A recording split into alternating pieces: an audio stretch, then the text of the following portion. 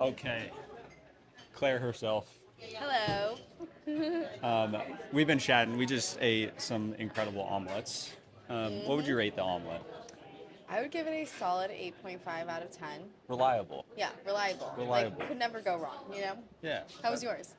it's pretty good. I feel like I should have put salt on it, but that's my bad. Okay, me as well, you know? Yeah. But I felt like it was already pretty salty, so. Yeah.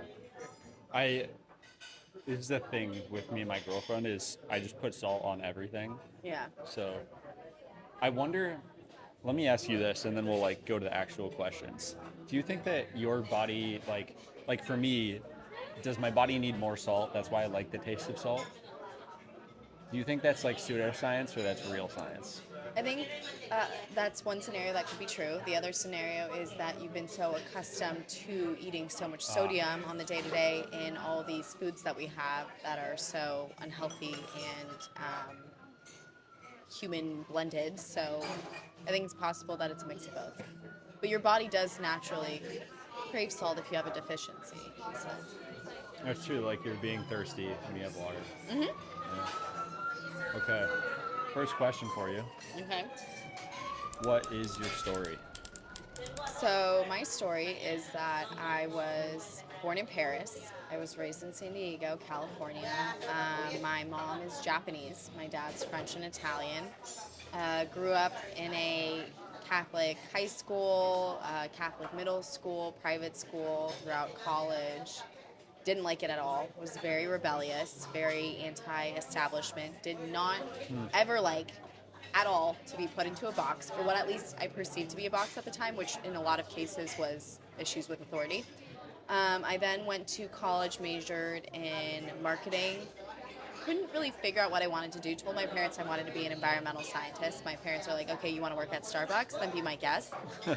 I also wanted to make money, so I'm glad that they forced me into making the decision of not to do that because I think they steered me in the right direction.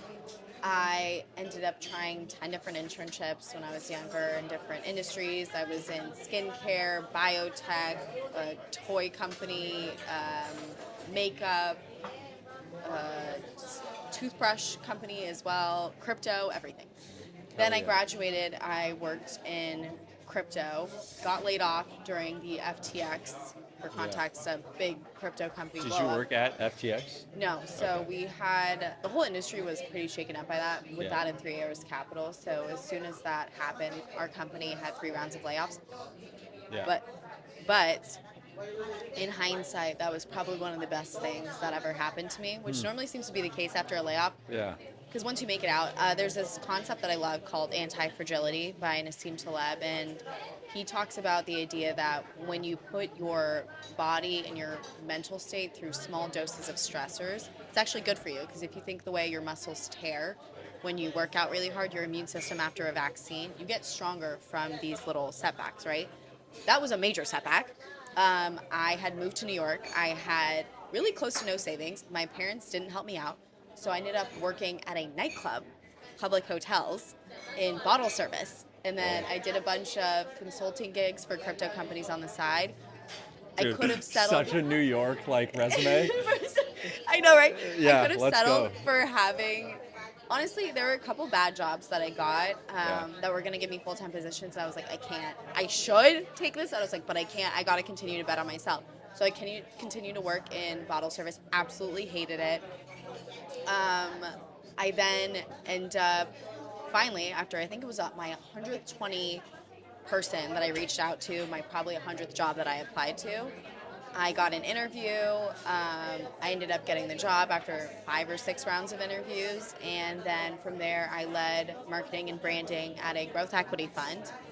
And so the pipeline is crazy. The growth equity fund from bottles. Nightclub crypto consulting And to then, marketing. yeah. Let's go. And then I ended up getting poached by my current boss to be a chief of staff for his venture capital fund. And then now I've transitioned as director of operations for one of our portfolio companies, which is an AI fintech product.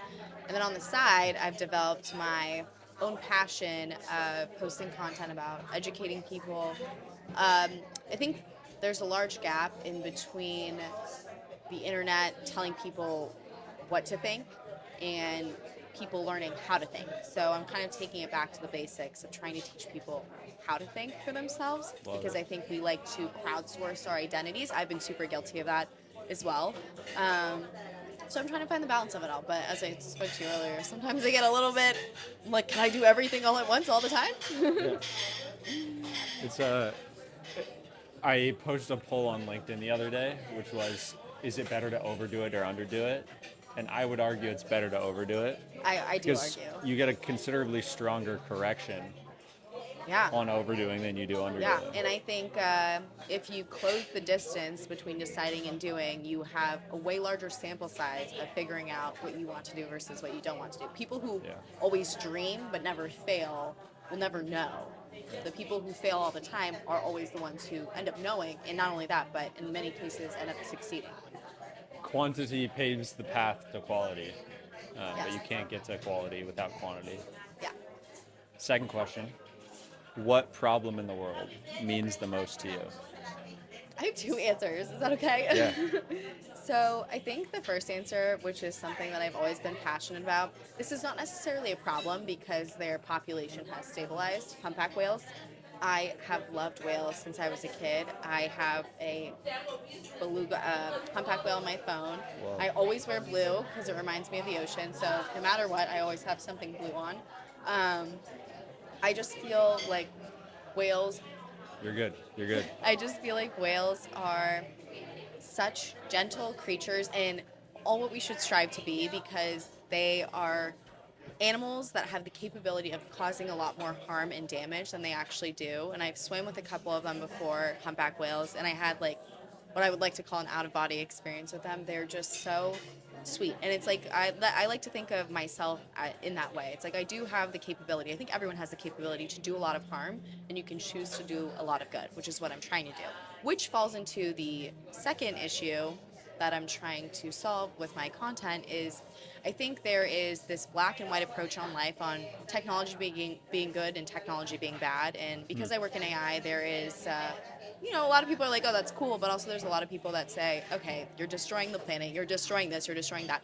I'm a tech optimist, so I believe naturally, which this is not data backed in my brain by any means, but I do believe that AI will cause more good than it will harm in the long term. But I just think we haven't gotten to that place yet. Like I did read about this. There are like data centers are going to become more water efficient in the future, but right now it's like balls to the wall crazy. We're trying to be China, all that stuff. But I think there's this idea of people that are fearful of using this technology out of fear that they're contributing to a problem. And I argue that the people that aren't using these tools for the sake of, I don't want to call it performative, but it feels like other people's performative activism Yeah, like about virtue these tools. signaling. Yeah, Yeah.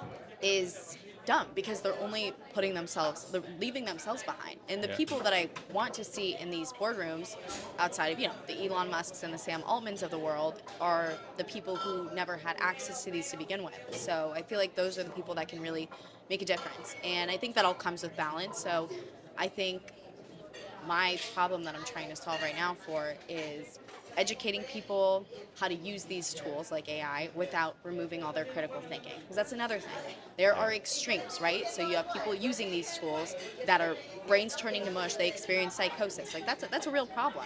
But if you understand yourself and you know yourself and you know yourself so well to the point where you can tell exactly what you should be using these tools for versus shouldn't, then I think that solves the problem itself. So with my content, I'm trying to help people discover themselves.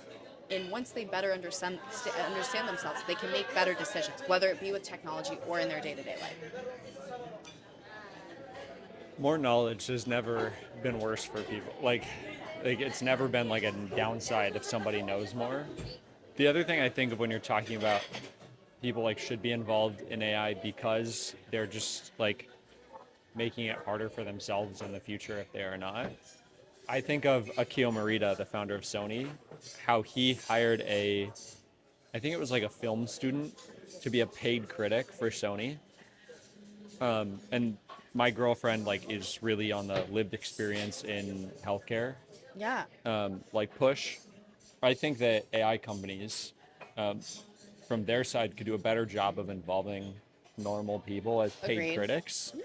And then I think on the other side, the more involved normal people are in AI, the better their advice and like hopes and like their energy around like steering AI the right way will be helpful.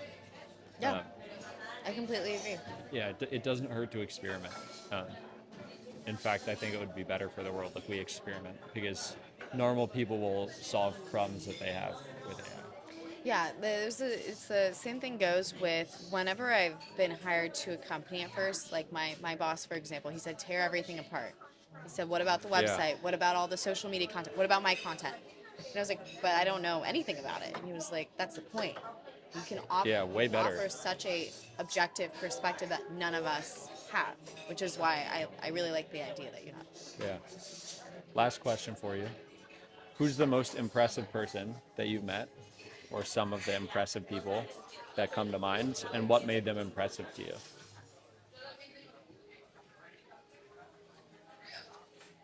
This is gonna be a maybe potentially a little controversial, but I don't find anyone hyper impressive.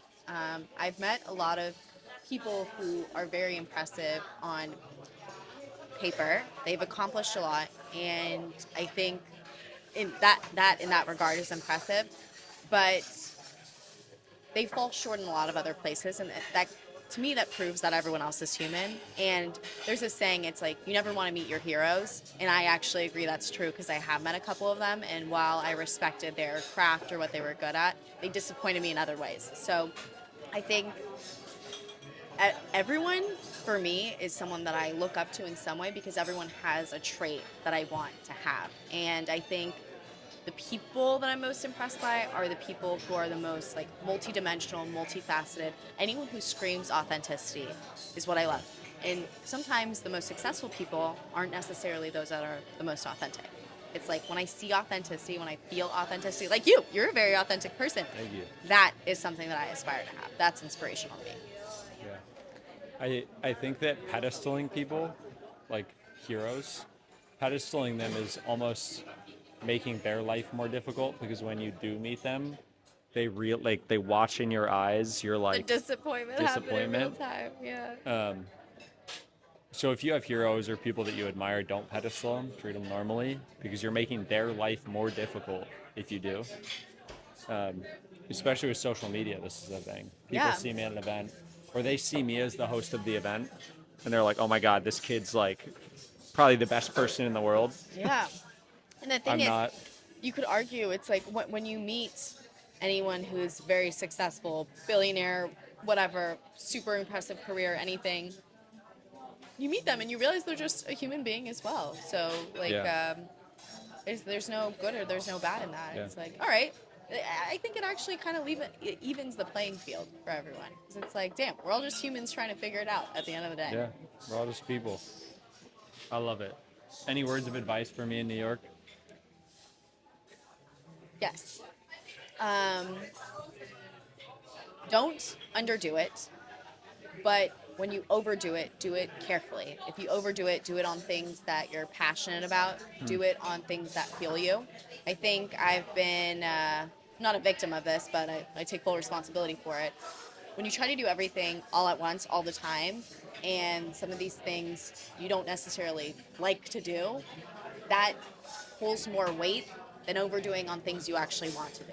So I would say focus on you can overdo, but do it on things you want to do. And always try to meet people, which is what you're doing, but always try to meet people. I strike up conversations with everyone, and I mean, that's what you're doing here. So that would be my There advice. we go. If you want to be interviewed in New York, you could hit me up. Thank you, Claire. Thank you for Thanks having for me. sharing your heart with me. There we go. Job done.